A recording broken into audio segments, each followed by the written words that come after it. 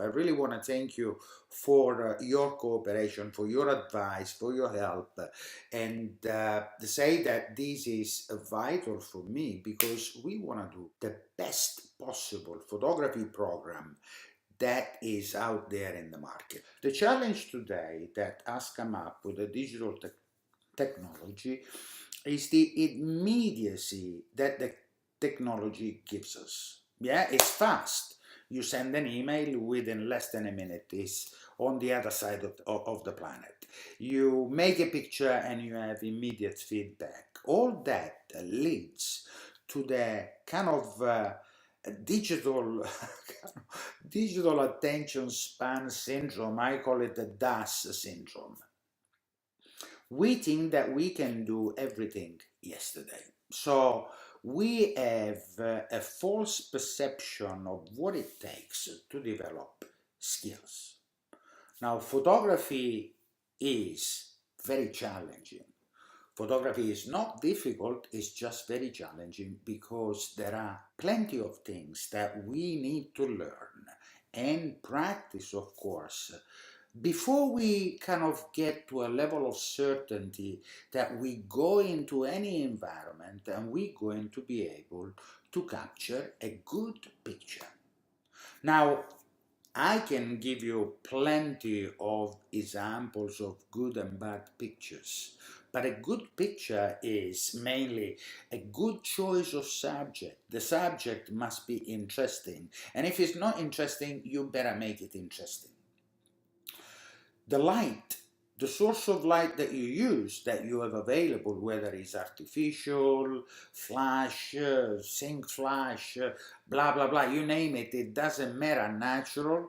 So it will be your understanding of light, your level of fully understanding what light is in all its principles, its behavior, and how you can control it or not.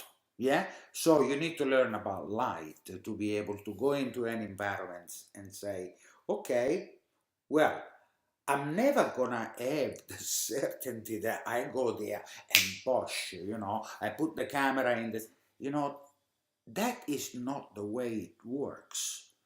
Photography is always a process. We have tools that we can use to expose correctly or to over or underexpose, because to capture a certain image, sometimes we need to overexpose, sometimes we need to underexpose. Our ability will increase with practice and with having a full understanding of the building blocks. Exposure, what we can and cannot do in exposure, what we can and cannot do with the lighting that we have available, or bringing in artificial light. Yeah, we can add or we can detract light. Composition is a massive subject and is kind of really worth it spending time just on composition. I'm thinking that in the program that I'm releasing online, I'm thinking of keeping you on composition for about a month, because composition is massive, and I'll show you why it's massive.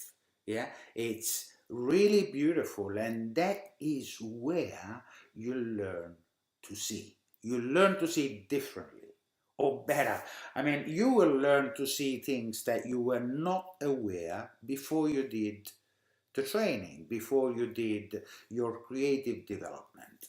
Now, in terms of creative development, all I can say is that the main challenge will be yourself.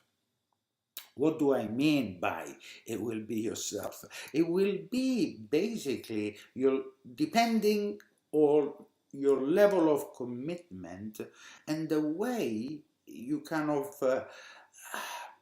the way you apply yourself. Now, learning to see creatively, learning a skill like photography is very much like learning to play music, like choosing an instrument, getting, like, for instance, the saxophone, or learning to write, yeah? How to write a book, yeah? How long would you give yourself to learn something new? is there a specific time? You should not restrict yourself in terms of time. You can have goals, but how long it will take you, in my personal view, all I can say is that I've been in the field of photography now for over 40 years. Would you believe it that I'm still learning? I mean, that may sound shocking to you. It may sound like, say, well, what are you doing? Of course. Because I believe in the philosophy of continuous and never-ending improvement. For anything that you choose to learn, that is going to be your core activity. What is it that makes a massive difference in the level of commitment that you will have in learning something? That will be your own reason, your own profound reason for learning photography, for learning to write, for learning an instrument, to kind of get fit, to become a champion, and to get to a level of mastery, a level of mastery. And that is the big difference. The big difference between you succeeding in photography and you not succeeding in photography will be depending directly on your personal motivation. And to find out your personal motivation and your deep, profound reasons for learning photography and for becoming a photographer is why. You want to know why you want to learn photography. Now, most people will just say, I love photography. Well, that's a very great start. That is very important because I always say, and you must have heard it before from other people, do what you love and money will follow. I mean, that's a little bit superficial, do what you love because you need marketing. To make money, you need marketing and you need the intention to become a pro, meaning selling your services. But the business of photography and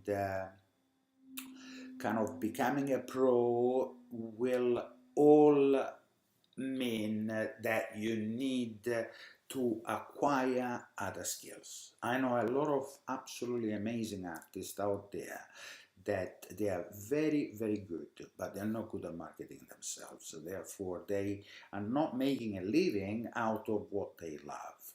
Now, I think the question to answer most importantly is why you want to learn photography, why do you want to become a photographer.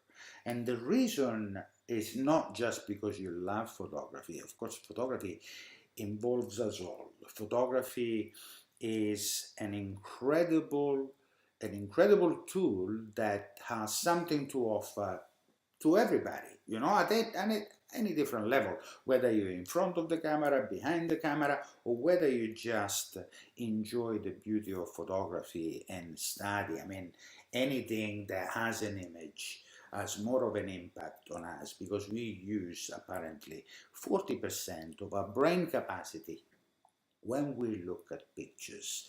Visually, that is the amount that we use. So it is very attractive as a subject, but what will make you stick to it, what will make it a real purpose in your life will be your own reason. What you expect from photography, is it to do with creativity? You see, that's already better, Creativity is a value. Being creative is a value. So you want to tap into kind of the importance of being creative, expressing yourself, freedom, the freedom to be creative. That's another great, profound reason. To me, when I hold the camera, when I make pictures, I'm just happy. That is a big anchor that I've created for myself. I just pick up the camera and I'm happy. The process of growth, a process of creative development should never ever be rushed. Suppose you had a child, you know, and that child, of course, needs to learn to walk. How long would you give your child to walk? Would you kind of give it a restricted amount of time? No, you will give that child all the time that it will take. Yeah, so that is the approach that you should have for yourself in learning a new skill as massive as photography, because photography is massive. And with this, I want to leave you now, and soon I will announce a little kind of masterclass. It'll be free, yeah, where I will touch upon the different topics that are extremely important in photography, and is from your personal power, your own focus, to the intricacies of exposure, to the magic of light and the art of composition. Thank you so much for being part of this new project, and make learning a lifestyle. I'll see you soon. All the best. Bye bye.